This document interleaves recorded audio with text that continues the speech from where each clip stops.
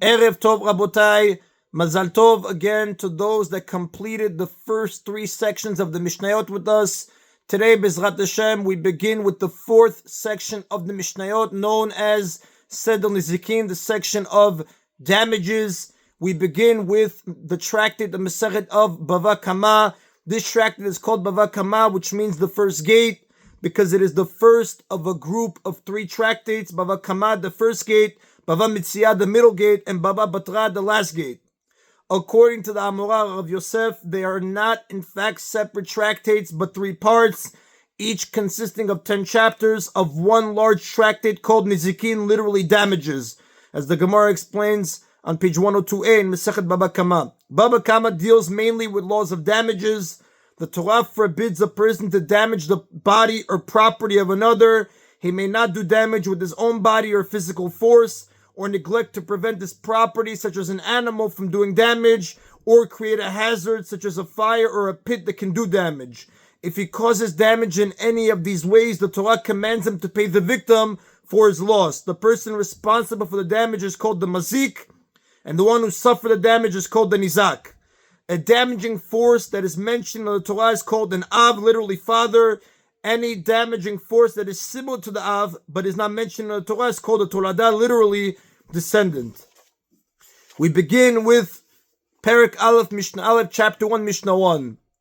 When the property of a person or a hazard that he created damages the property of another, the person responsible for the damage, called the mazik, must pay the victim, called the nizak, for his loss. The Torah gives several examples of damage for which a mazik must pay.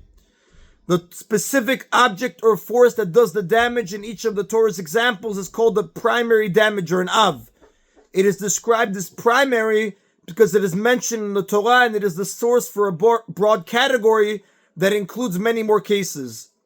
The Mishnah lists the primary damagers, arba'a avot nezikim. There are 4 primary damagers. Now here the word damager means the item that does the damage, such as an animal or a fire. In most other places, however, we're going to use this word to explain the person who was responsible for preventing the damage, usually the owner of the item. Another word for the person is mazik, which means one who causes damage. But here we're going to explain there are 4 primary damagers. Hashol, number 1, the ox, which does damage with its feet as it walks. This is the category known as regel, foot, which includes any damage done by an animal in the course of walking or other movement. The Torah in Sefer Shemot, chapter 22, verse 4 states that the owner of an animal, such as an ox, must pay for damage that it does as it walks. This example stands for a general category that is called regel, foot. Like the other categories, regel has a single av, primary case, and many toladot derived cases. The av, the primary case, is the example mentioned in the Torah where an animal damages with its feet in the course of walking. The toladot, the derived cases, are acts of damage that an animal does with other parts of its body or with what it is carrying as it walks. For example, its body brushes up against the wall and knocks it over, its hair becomes entangled with the utensil and drags it until it breaks, or the load on its back or the bell hanging from its neck hits the utensil and breaks it. The habor, number 2, the pit, into which people or animals fall. This is the category of bor, pit, which includes damage done by an obstacle that stays in its place. The Torah in Shemot, chapter 21, verses 33 and 34 states that if a person digs a pit in a public place and an animal falls into it, he shall pay compensation to the owner of the animal. This is the primary case of the category of bor, pit, which includes damage caused by an obstacle that, like a pit, does not move. An example of its toladot derived cases is someone who spits in a public area, and after the spit lands on the ground, a person or animal is damaged by it. Vamav'eh, 3, the tooth of an animal, literally the uncovered thing. Now this refers to a tooth, which is sometimes covered and sometimes uncovered, such as when the animal eats. Which, again, so the tooth, the third category, the tooth of an animal, which does damage when the animal eats. This is the category of shen, tooth, which includes damage that an animal does while doing something for its own pleasure, such as eating. The Torah in Sefer Shemot, chapter 22, verse 4, obligates a person to pay damages if his animal enters the property of another and eats something there. This is the av of the category of shen, tooth, which includes any damage that an animal does while doing an activity from which it benefits, similar to eating.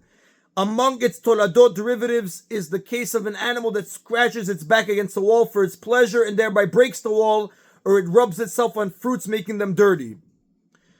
Number 4, the fire which burns property. This is the category of esh, fire, which includes damage done by something that is left in one place, but is blown elsewhere by the wind or other force and does damage as it travels. It is stated in Shemot, chapter 22, verse 5, that a person is responsible for damage done by a fire that he lit in his own property and was blown by the wind to the property of someone else. This is the Av of the category of Esh, fire, which includes any damage done by something that was moved by a wind or similar force. An example of its derivative Toradot is where a person leaves a stone on a roof and the wind blows it off, causing it to fall on an object and break it. The Mishnah has listed 2 primary damagers, avot, that relate to an animal, regel, foot, and shen, tooth. However, there is a third one, namely keren, horn. Keren refers to damage that the animal intends to do. For example, it attacks another animal with its horns. This is in the book of Shemot, chapter 21, verses 35 and 36. The Mishnah leaves out keren because it deals only with damage that results from an animal's ordinary behavior. This includes regel and shen, which are normal activities, but excludes keren, horn, which is not normal for most animals. For this reason, when an animal does damage through keren, through horn, the owner is not obligated to pay the entire amount of the victim's loss. He pays just half.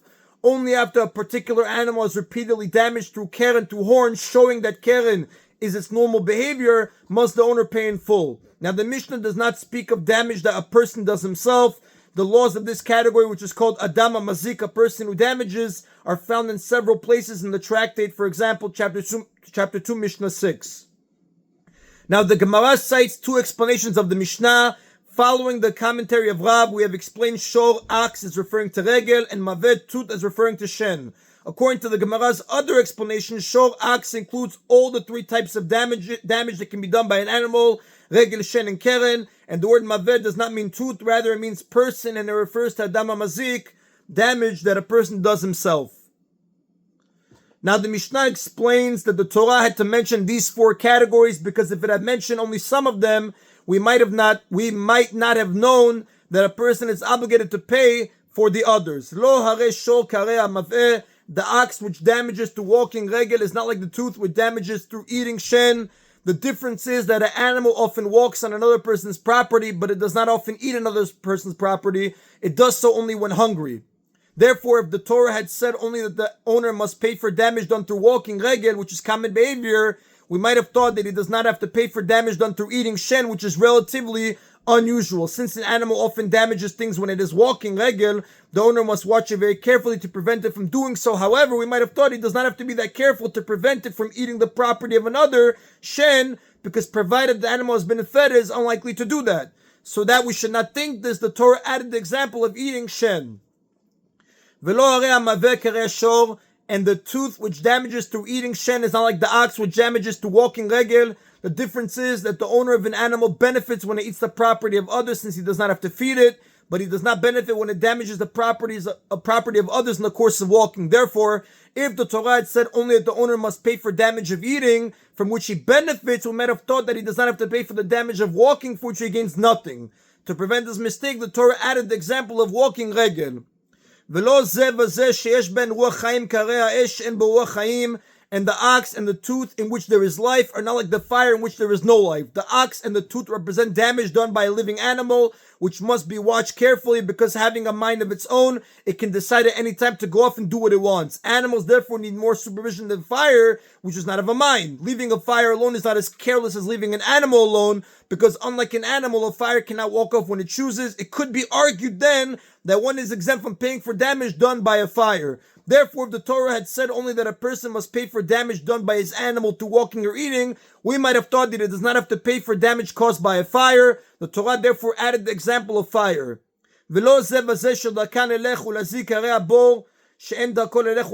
an animal and fire which tend to move and damage are not like a pit, which does not tend to move and damage but stays in one place. Since animals and fire move about, they must be watched more carefully than a pit which does not move. Therefore, if the Torah had said only that a person must pay for damage done by his animal and his fire, we might have thought that he does not have to pay for damage caused by a pit. The Torah therefore also mentions a pit. The Mishnah has not covered all the possibilities. For example, It is not explained why the Torah did not just mention bowl on its own or bowl with one or two of the other three categories, Regel, Shen, Esh.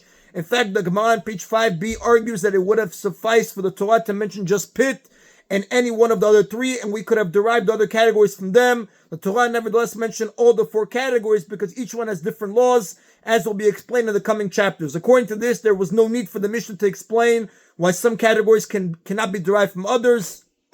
The Mishnah nevertheless included this discussion because any serious analysis of the Torah is worth teaching, so that Yagdid Torah v'yadir, as the verse says in Isaiah chapter 42, verse 21, the Torah will be made great and glorious.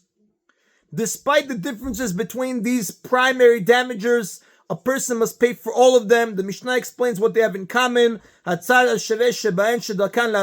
common characteristics are that they tend to do damage. And the responsibility for watching them is on you, meaning a person is responsible to prevent them from damaging either because he owns them or he created them. We can therefore derive from the Torah's examples that in any case where a person is responsible for guarding something that tends to do damage, he must pay for the damage that it does. Accordingly, when one of them does damage, the damager, the person responsible for guarding it, in this sentence, damager, mazik, refers to the owner of the damaging item or someone that he asked to watch it, must pay damages with the best of the land that he owns. Again, when one of them does damage, the damager, the person responsible for guarding it, must pay damages with the best of the land that he owns. A person's land can be divided into three types: high quality, medium quality, and low quality. The definition of each type depends on the land owned by that person, not land in general. One who is obligated to pay damages may pay with money, movable objects, or land. However, if he chooses to pay with land, he must give land of high quality. As the Torah says in the book of Shemot, chapter 22, verse 4, people prefer a smaller amount of high quality land to a larger amount of low quality land. And that is then of Mishnah Aleph. Some rules about when the obligation to pay damages applies to the discussion of Mishnah Bet. Kol shechavti b'shmirato, whatever I am required to guard from doing damage. Hichsharti et nisko, I caused the damage that it does if I fail to guard it properly, therefore I must pay. If a person is responsible to guard an animal, for example, from doing damage, and he fails to guard it properly, he must pay for any damage it does because he made it possible for that damage to happen. Even if he had appointed someone else to watch the animal, but that person was not fit for the job, such as a minor, the first person must pay. Hichsharti b'miksat nisko, in some cases, even if I caused only part of its damage, chavti b'teshlumin k'echshel kol nisko, I am obligated to make the entire payment as though I were the cause of all of its damage. This rule applies where one person created part of a dangerous object or situation, but not enough of it to make it capable of causing damage, and then a second person completed it, making it into something that can cause damage. Even though the second person did not make all of it, he alone is responsible for whatever damage it caused, since he was the one who made it into a damaging force. For example, if one person digs a pit that is 9 tvachim deep, and a second person digs out another tefach, making it 10 tvachim deep, and then an animal falls into the pit and dies, the second person must pay for the entire damage. This is because a pit is not considered deep enough to kill an animal unless it is at least 10 tvachim deep, as it discusses in chapter 5, Mishnah 5. Therefore, although the second person dug only part of the pit, it is as if he dug all of it, since it would not have been deep enough to kill without the part that he added. Nechasim she'en b'hem me'ilah, the damager pays only for damage to property that is not subject to the laws of me'ilah, private property which does not belong to the temple. The sin of using temple property for one's own benefit is called me'ilah.